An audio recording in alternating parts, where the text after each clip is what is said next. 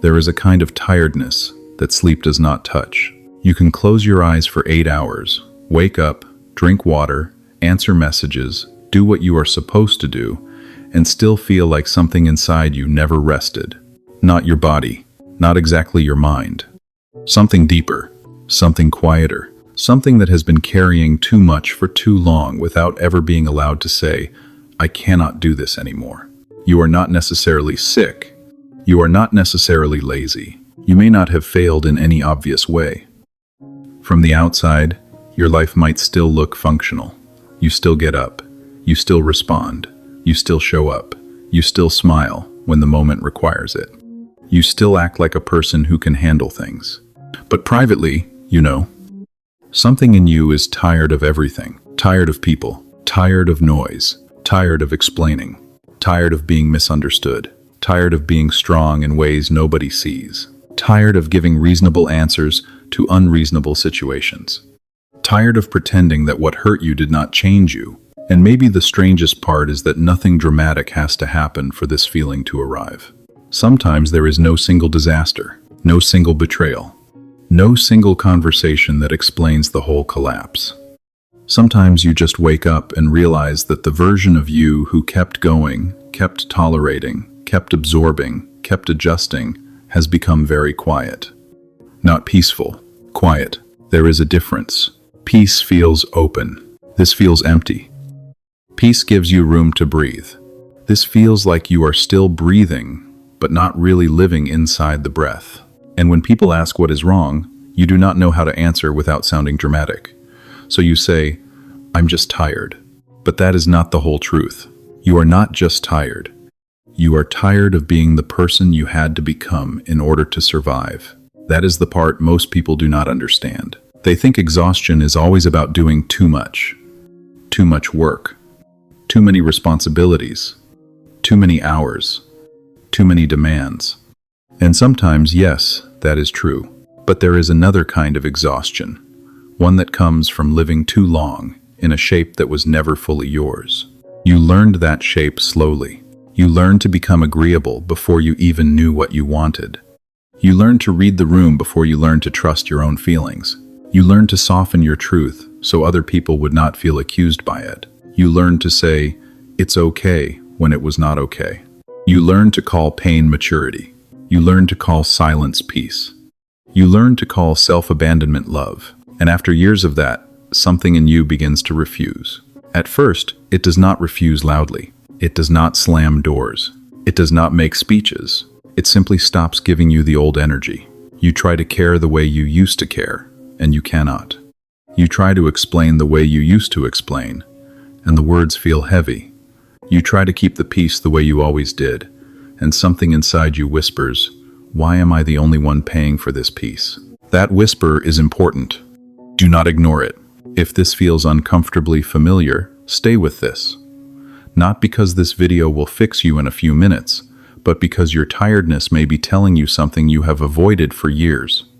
Maybe the problem is not that you are too weak for your life. Maybe the problem is that your life has been asking you to betray yourself in small, polite ways every single day. And betrayal does not always look like someone lying to you. Sometimes betrayal looks like you laughing when you wanted to leave.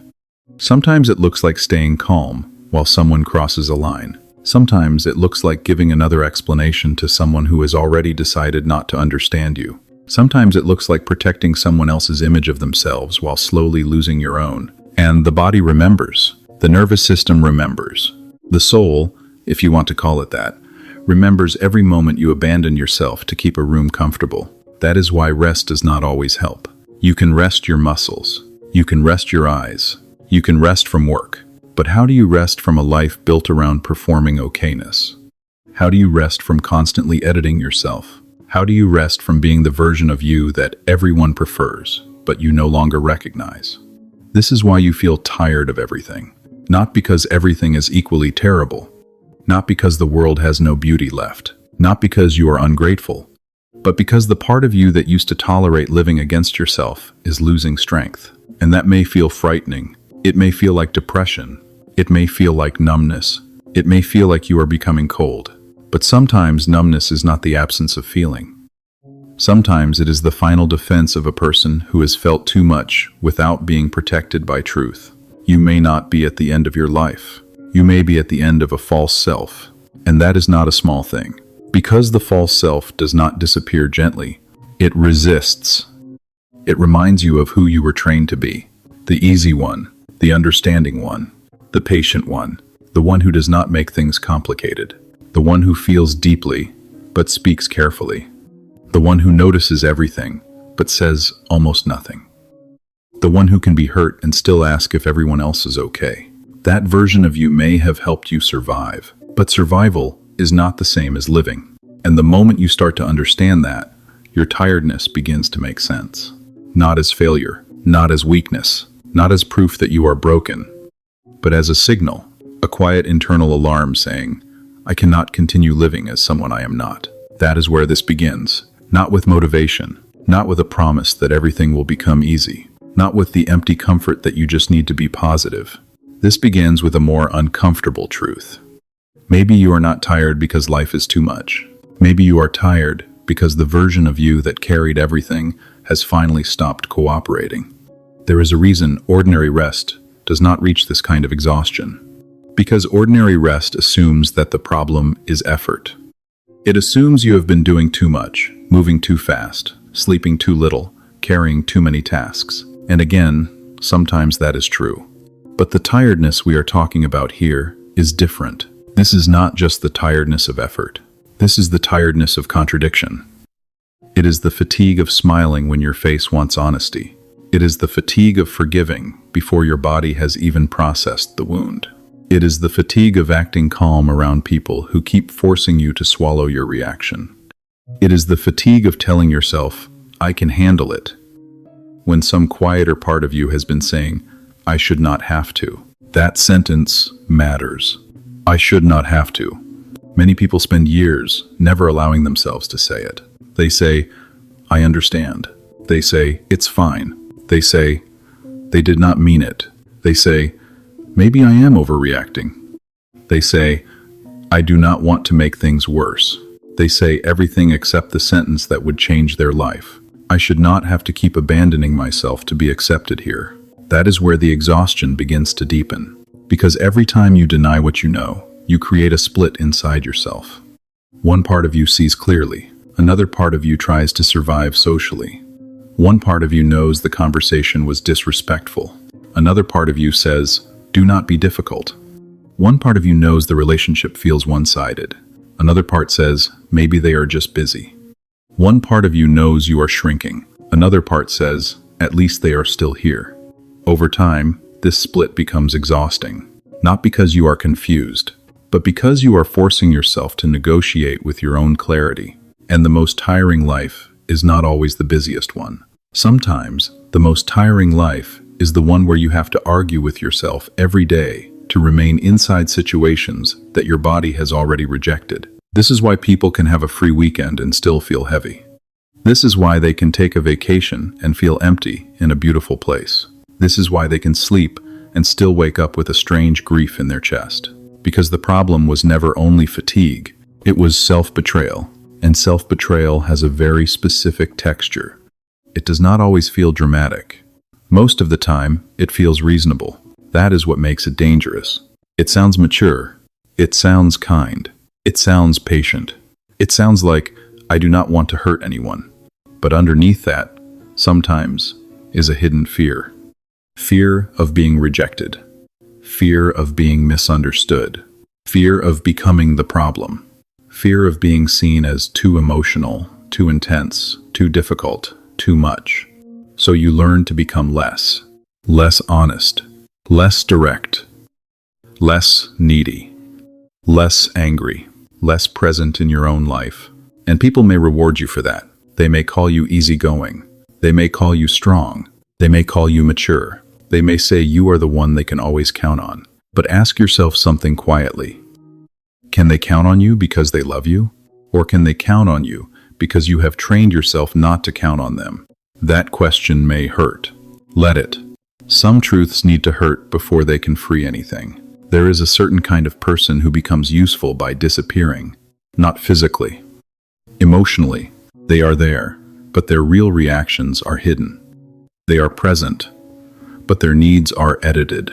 They are loving, but they are also quietly resentful. They give, but part of them is keeping score, not because they are selfish, because something inside them knows the giving is no longer clean. It is no longer freely chosen. It has become a role, and roles become prisons when you forget you are allowed to leave them. Maybe you became the understanding one because someone in your life could not handle being questioned. Maybe you became the calm one because anger was punished.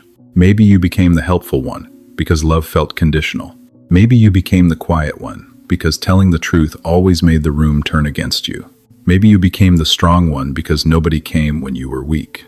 And now people love that version. Of course they do. That version asks for very little. That version absorbs tension. That version gives people the benefit of the doubt even when doubt has become evidence. That version makes life easier for everyone else. But what has it cost you? This is not a question of blame. Blame is often too small for patterns this deep. This is about recognition. Because once you see the role clearly, you can stop mistaking it for your identity. You are not naturally exhausted. You are not naturally numb. You are not naturally disconnected from your own desire. You have practiced leaving yourself for so long that returning now feels unfamiliar. That is why healing can feel strange at first. It does not always feel warm. Sometimes it feels rude. Sometimes it feels selfish. Sometimes it feels like disappointing people who benefited from your lack of boundaries. Sometimes it feels like becoming less lovable. But that is only because you were taught to confuse being loved with being convenient. If this is naming something you have never been able to explain, keep listening. The most important part is not that you are tired. The most important part is what your tiredness is trying to stop you from continuing. Because exhaustion often arrives as a messenger. It does not always come to destroy your life. Sometimes it comes to interrupt a lie. The lie that you can keep saying yes when your whole body says no. The lie that you can keep being patient with people who keep confusing your patience with permission. The lie that if you explain yourself clearly enough, the wrong people will finally care. The lie that peace is always worth the price. It is not. Peace that requires your disappearance is not peace.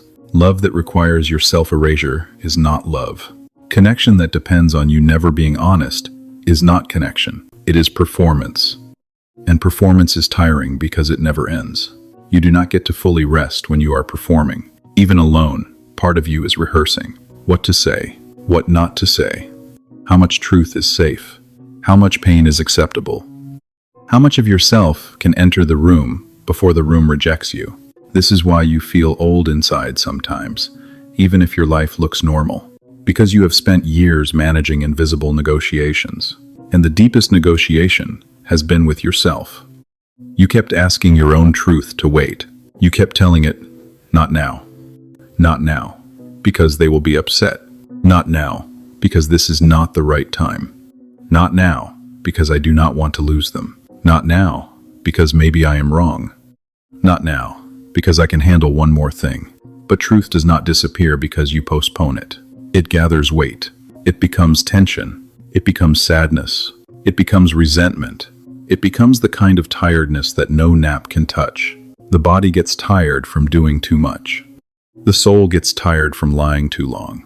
And at some point, the lie becomes more painful than the consequence of telling the truth. That point is not comfortable, but it is honest. And honesty, even when it hurts, gives back energy that pretending has been stealing for years. You may think you are tired of people, but that may not be completely true. You are not tired of every person. You are tired of the version of yourself that certain people require. That is a different kind of pain, because it means the exhaustion is not only social, it is existential. Around some people, you become smaller before you even notice yourself doing it. Your voice changes. Your timing changes. Your honesty changes. You start measuring the room. You think before every sentence. Will this upset them? Will this be misunderstood? Will they think I am attacking them? Will they withdraw? Will they punish me with silence? Will they make me explain my tone instead of hearing my words? Before you have even spoken, you are already tired, because you are not having a conversation. You are managing a reaction, And when enough of your relationships work this way, you begin to confuse connection with emotional labor. You think being close to people means anticipating their moods. You think love means translating yourself into a form that does not threaten them. You think loyalty means staying understandable to people who never made a serious effort to understand you. So you become careful. Careful with your disappointment. Careful with your anger. Careful with your needs. Careful with your silence. Even your silence becomes edited. You are not quiet because you have nothing to say. You are quiet because you have learned that saying the real thing will turn the conversation into a trial. And you are tired of being put on trial for having a human reaction. That is why people feel heavy. Not because they exist, but because certain people turn your authenticity into a problem to solve. They do not ask, "What happened to you?" They ask, "Why are you acting like this?" They do not ask, "Did I hurt you?" They ask, "Why are you making this bigger than it is?" They do not ask, "What do you need?" They ask, "Can we move on?" And every time that happens, something in you learns the same lesson again. My truth is inconvenient. My pain is negotiable.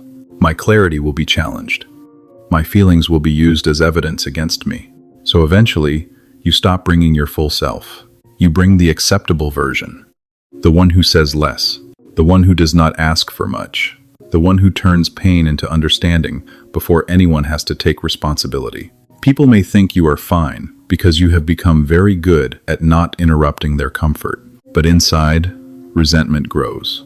Quietly, not the loud kind, the quiet kind, the kind that does not scream, the kind that simply stops reaching, stops expecting, stops explaining, stops hoping that one more conversation will finally make them see what they have been avoiding. This is where exhaustion begins to look like detachment. People may say you changed. They may say you became distant. They may say you are not as warm as before. They may say you used to care more. But what they often mean is, you used to abandon yourself more easily, and now I can feel you stopping. That is not cruelty. That is recovery. But recovery is often misread by the people who benefited from your injury. To them, your boundaries feel like rejection. Your clarity feels like coldness. Your silence feels like punishment.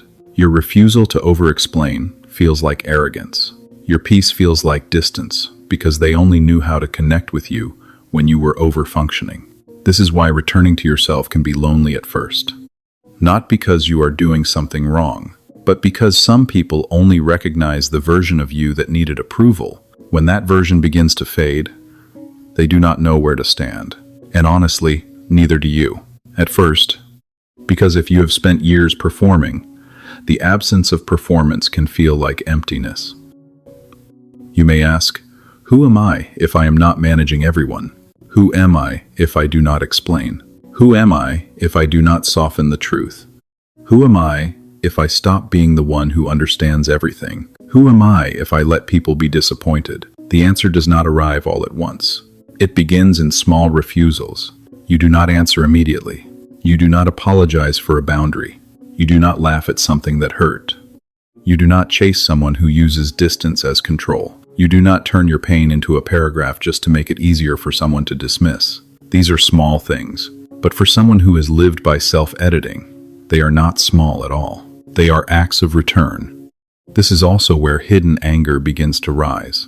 And that anger may scare you, because if you were trained to be understanding, anger can feel like becoming a bad person. But anger is not always destruction. Sometimes anger is the part of you that still believes you deserve protection. Sometimes anger is the part of you that remembers what you were not allowed to say. Sometimes anger is self-respect arriving late, but arriving honestly. The problem is not anger. The problem is, what happens when anger has nowhere truthful to go? Then it becomes exhaustion. It becomes numbness. It becomes sarcasm. It becomes avoidance. It becomes a heavy, quiet disgust you cannot explain. You tell yourself you are tired, but maybe you are angry. Angry that you were always the one expected to understand. Angry that people confused your empathy with unlimited access. Angry that you had to become easy to love by becoming hard to see. Angry that you made yourself small for people who still found a way to complain about the space you occupied. That anger is not there to make you cruel. It is there to make you honest. Because without anger, some people never find the strength to stop negotiating with disrespect. Without anger, some people mistake endurance for virtue. Without anger, some people stay kind in ways that slowly become self-harm. There is a kind of kindness that is not kindness anymore. It is fear wearing a beautiful face. Fear of conflict. Fear of abandonment. Fear of being called selfish. Fear of becoming the kind of person others cannot control with guilt.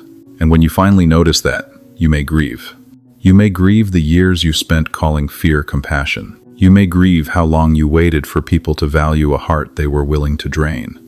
You may grieve the version of you who thought being chosen meant being endlessly available. Let that grief come. It is not weakness. It is the emotional cost of waking up. Have you ever realized you are not tired of life, but tired of pretending you are okay inside it? That question may stay with you. It should, because the answer is not intellectual. It is personal. You know where you perform. You know who makes you shrink. You know which rooms require you to abandon your own nervous system to keep everyone else comfortable. You know the conversations that leave you feeling less real. You know the people who only like your softness when it has no boundaries. You know, and maybe that is the hardest part. You know more than you admit. You have known for a long time, but knowing creates responsibility. Once you admit what you know, you cannot fully return to pretending. That is why so many people stay confused.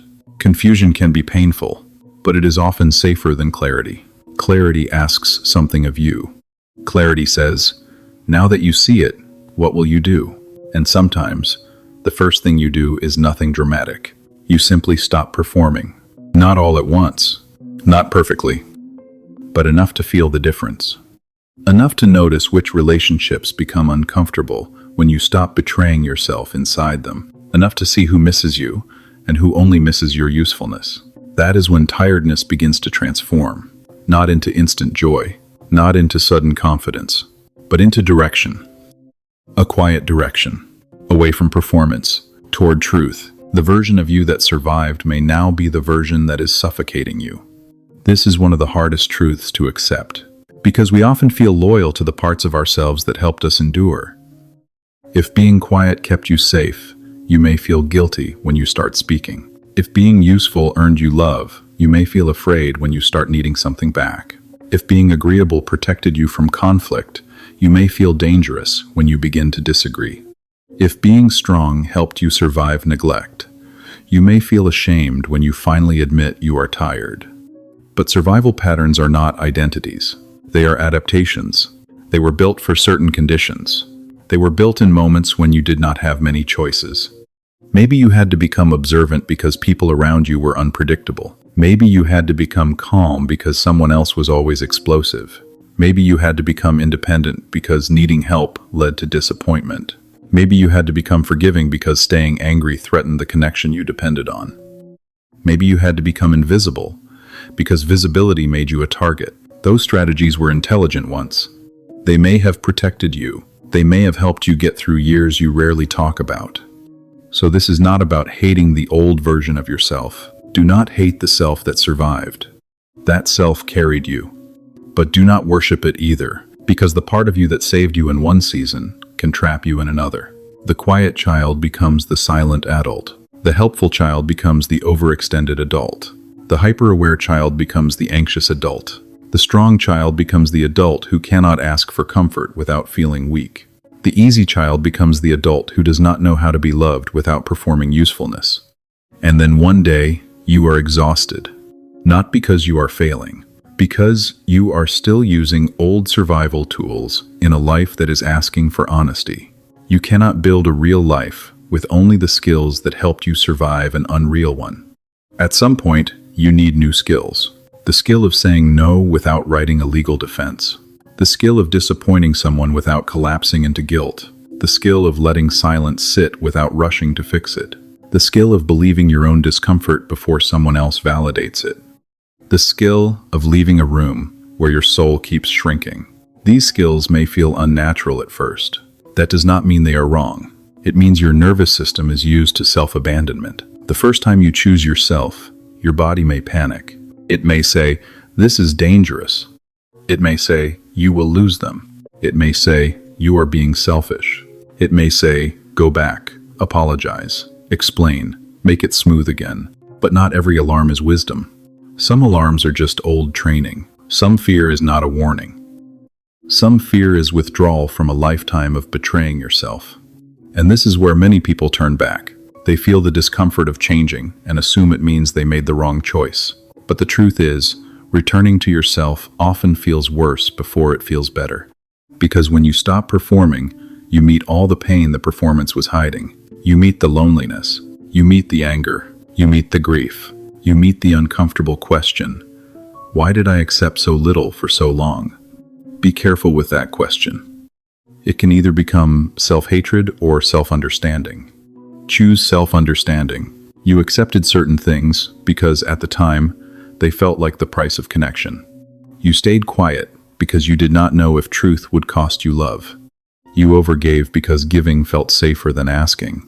You explained because you hoped being understood would protect you from being abandoned. You were not stupid. You were surviving with the tools you had. But now, those tools are asking to retire. That is why you feel so tired. Some part of you is no longer willing to keep living by rules that were written during your pain. And this brings you to a strange threshold. You may not know who you are becoming, but you know who you can no longer be. You can no longer be the person who says yes while resentment builds. You can no longer be the person who explains pain to people committed to minimizing it. You can no longer be the person who mistakes intensity for love. You can no longer be the person who calls constant anxiety connection. You can no longer be the person who confuses being needed with being valued. This is not bitterness. This is discernment. Bitterness says, nobody can be trusted. Discernment says, I will stop handing my inner life to people who have shown me they cannot hold it carefully. Bitterness says, I do not care anymore. Discernment says, I care, but I will not keep caring in ways that destroy me. Bitterness closes the heart. Discernment gives the heart a door. And a door is not a wall. A boundary is not the absence of love. It is the structure that allows love to remain clean. Without boundaries, love becomes resentment. Without honesty, kindness becomes performance. Without self-respect, forgiveness becomes permission. And without truth, peace becomes a beautiful name for emotional captivity. That is why your tiredness may be sacred in a very uncomfortable way. It is not pretty. It is not gentle. It does not always make you look graceful, but it may be the first honest thing you have felt in years. It is the part of you saying, enough. Not enough life. Not enough love. Not enough people. Enough self-erasure. Enough pretending that old patterns are still working. Enough calling survival a personality. Enough calling fear wisdom. Enough calling silence maturity. Enough calling exhaustion normal. What exhausted you more? People hurting you or having to keep acting like it did not hurt? Do not answer too quickly. Some answers need silence around them. Because if you answer honestly, you may realize that the wound was not only what happened, it was the performance that followed. The pretending, the managing, the smiling, the editing, the way you had to keep living near people who benefited from your silence. The way you had to make your pain understandable before anyone would respect it. The way you kept explaining what should have been obvious to someone who loved you carefully. There comes a point where explanation becomes another form of self-abandonment, not because words are useless. Words matter. Truth matters. Communication matters. But communication requires two people willing to meet reality. If only one person is willing, then you are not communicating. You are pleading, and pleading drains something from the soul. It teaches you that your truth needs permission before it can stand, but it does not. Your truth does not need to be accepted by everyone to be real. Your pain does not need to be perfectly explained to be valid. Your boundary does not need to be approved by the person who made it necessary. When you understand this, you become quieter in a different way. Not the old quietness of fear, the new quietness of self-possession. You stop rushing to be understood by people who are invested in misunderstanding you. You stop offering your whole inner world to those who only want a sentence they can argue with. You stop turning your dignity into a debate. And slowly, something returns. Not excitement yet. Not happiness yet. Something more basic. Your own weight. Your own center. your own presence inside your own life. That is the beginning of coming back. If you are feeling tired of everything, this video is for you. Not because you need another person telling you to stay strong. You have probably been strong for too long already. Not because you need someone to tell you everything happens for a reason. Some things happened because people avoided responsibility. Some things happened because you tolerated what you should have questioned. Some things happened because pain taught you to survive by disappearing. This video is for you because your tiredness may not be the end. It may be the moment your false self finally loses authority, and that can feel like falling apart because the false self was organized. It had rules. Be nice. Be easy. Be useful. Be patient. Be understandable. Do not need too much. Do not say the thing too directly. Do not let anger show. Do not make people uncomfortable. Do not leave before you have a perfect explanation. Do not trust yourself until someone else agrees. Those rules may have shaped your life for years. They may have shaped your relationships.